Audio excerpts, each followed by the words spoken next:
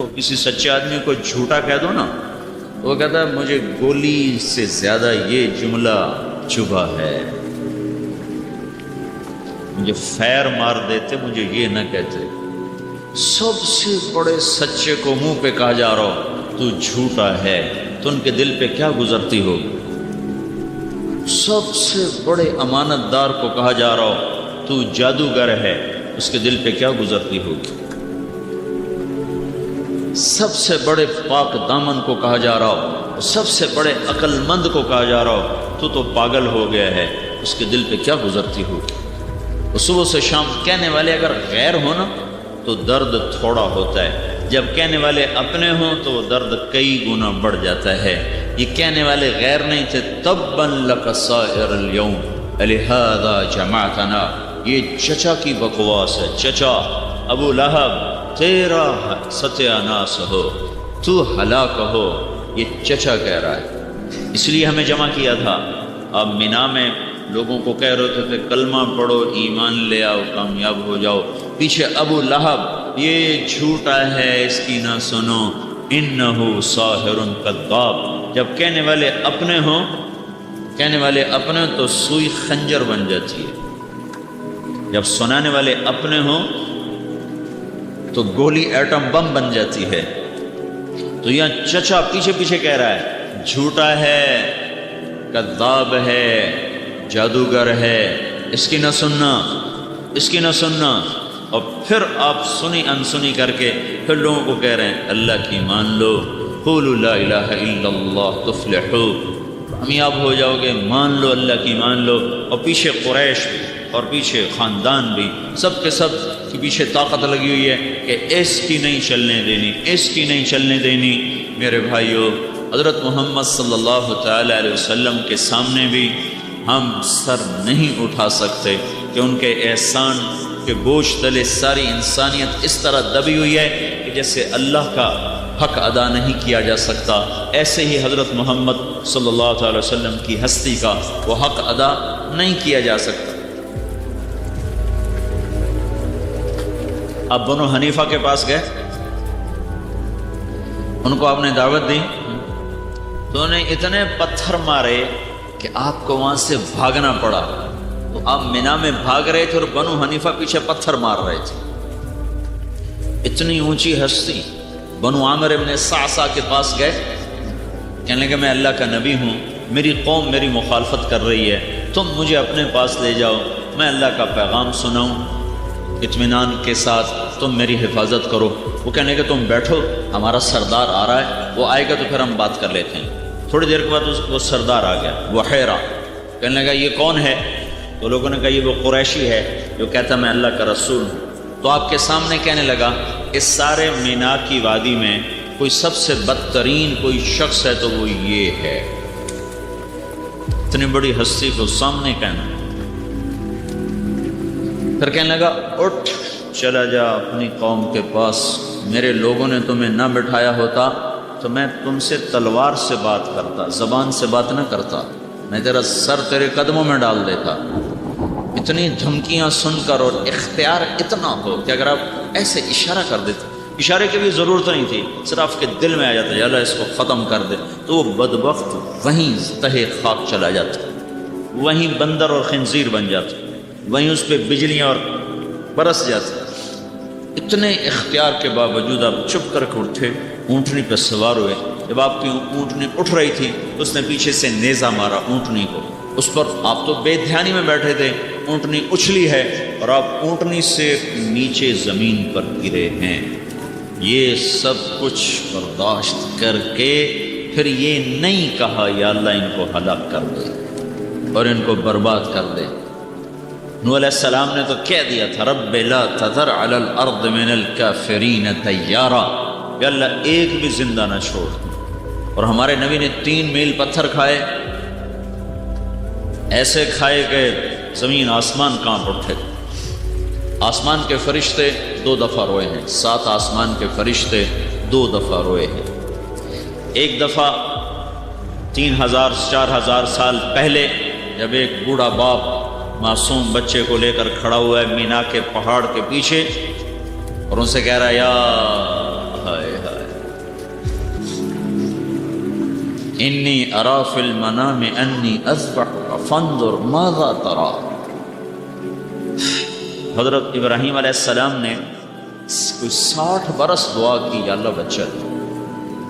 یہ میرا اندازہ ہے 20-22 سال کی عمر میں شادی ہوئی ہو تو 84 سال کی عمر میں بیٹا ہوا ہے، 84 سال کی عمر، 86 سال 84 سال تو 60-65 سال دعا مانگی، یا اللہ اولاد دے اولاد دے اولاد۔ جب ہو گئی تو پہلی بڑی کڑی آزمائش یہ آئی کہ اس بچے کو چھوڑ دو، یہاں سے نکال دو اس کو۔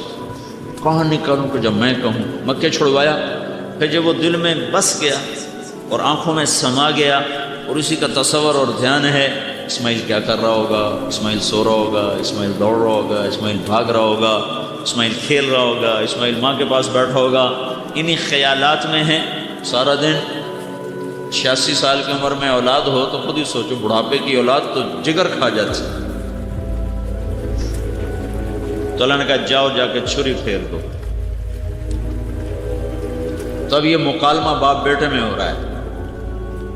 حضرت اسماعیل کی عمر ہوگی 6 سال سے 10 سال کے درمیان۔ تو کہتے ہیں بیٹا میں دیکھ رہا ہوں اللہ کی طرف سے اشارہ مل رہا ہے تجھے ذبح کرنے کا، تیری کیا رائے ہے؟ تو اسماعیل علیہ السلام نے کہا یا ابت افعل، بابا جلدی کرو دیر نہ کرو۔ بیچ میں کوئی لفظ نہیں آیا، یا ابت افعل، نہ فا نہ واو نہ ثم، جلدی کرو فوراً کرو، ستجدنی انشاء اللہ من الصابرین۔ تو میرا صبر آزما، میرا جگر آزما، تو دیکھے گا میرے صبر اور میری رضا مرقضا، تو دیکھے گا کہ میں اللہ کی اس پکار پر پورا اتروں۔ کرو جلدی کرو۔ ابن قدامہ نے ایک روایت نقل کی، ابراہیم علیہ السلام کہنے لگے تجھے پتہ بھی ہے میں کیا کہہ رہا ہوں، تو بڑا خوش ہو رہا ہے۔ کہنے لگے ہاں پتہ ہے آپ جو کہہ رہے ہیں، پتہ ہے، مجھے پتہ ہے میرے ساتھ کیا ہونے والا ہے۔ میں اس پہ خوش ہو رہا ہوں کہ آپ کو چھوڑوں گا تو اللہ مل جائے گا، اللہ آپ سے بہتر ہے، اور دنیا کو چھوڑوں گا تو جنت مل جائے گی، جنت دنیا سے بہتر ہے۔ البتہ مجھے میری ماں کا غم ضرور ہے، اسے بڑا دکھ ہوگا۔ تو اپنا کرتا اتار دیا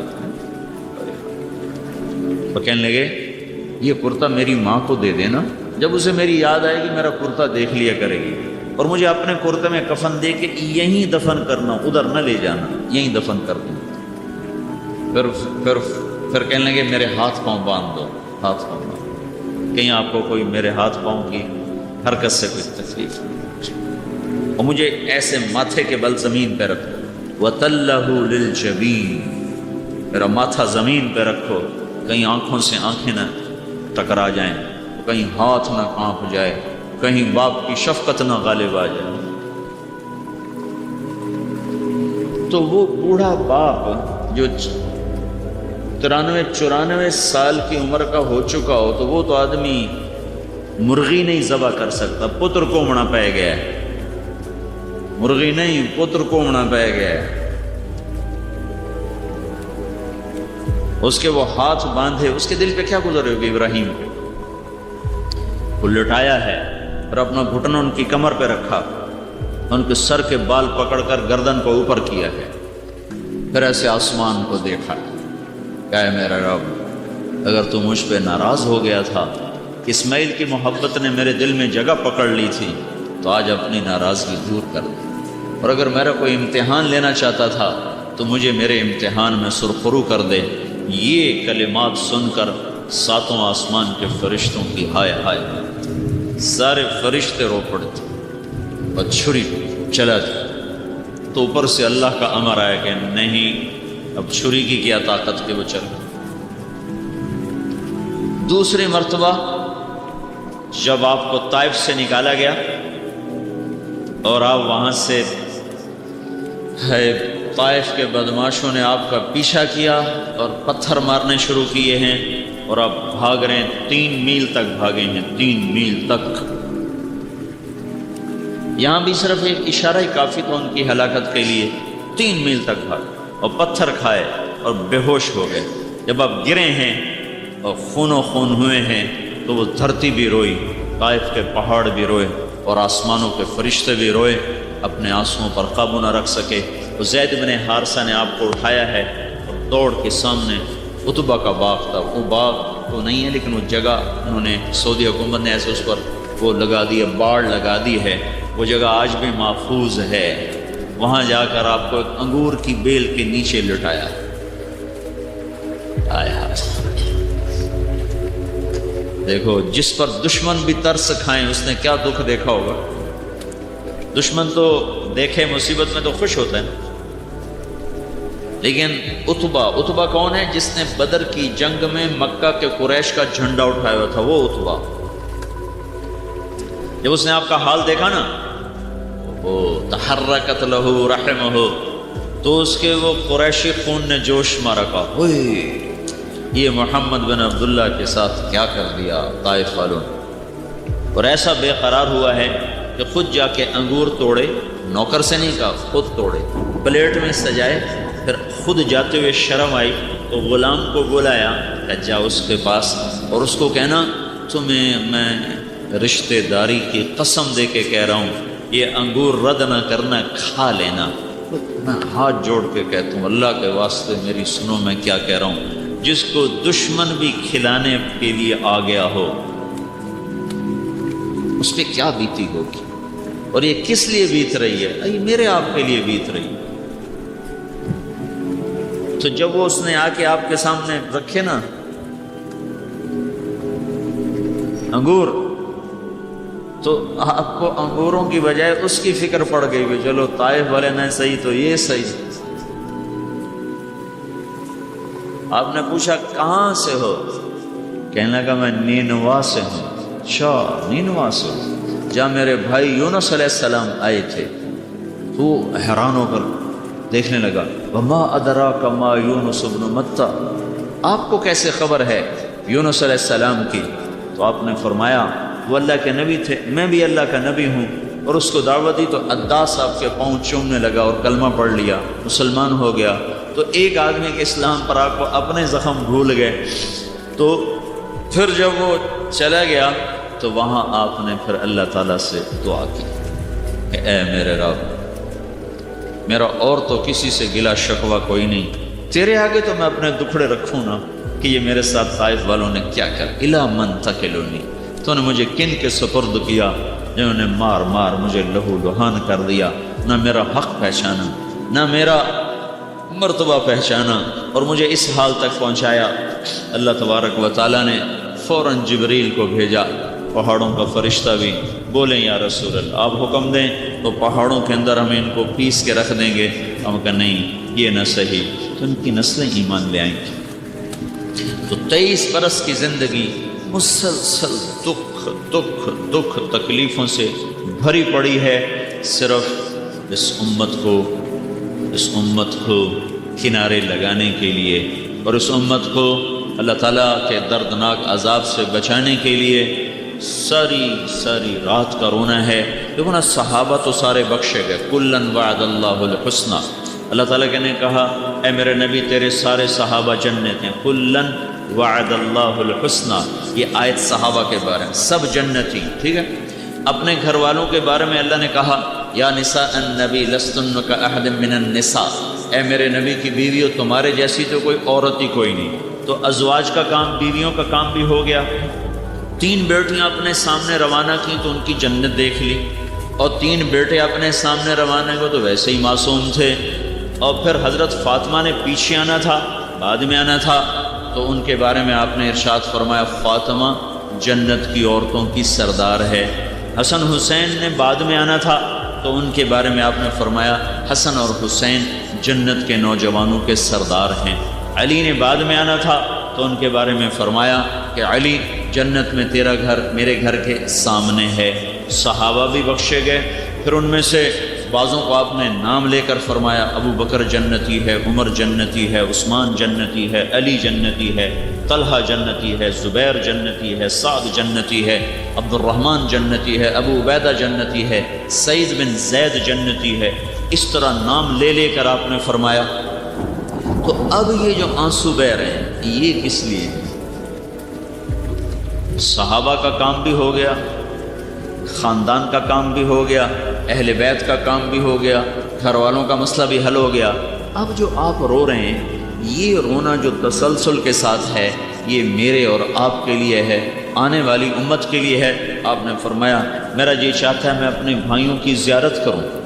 تو صحابہ نے کہا ہم بھی تو آپ کے بھائی ہیں۔ کہ نہیں، تم میرے صحابی ہو، میرے بھائی وہ ہیں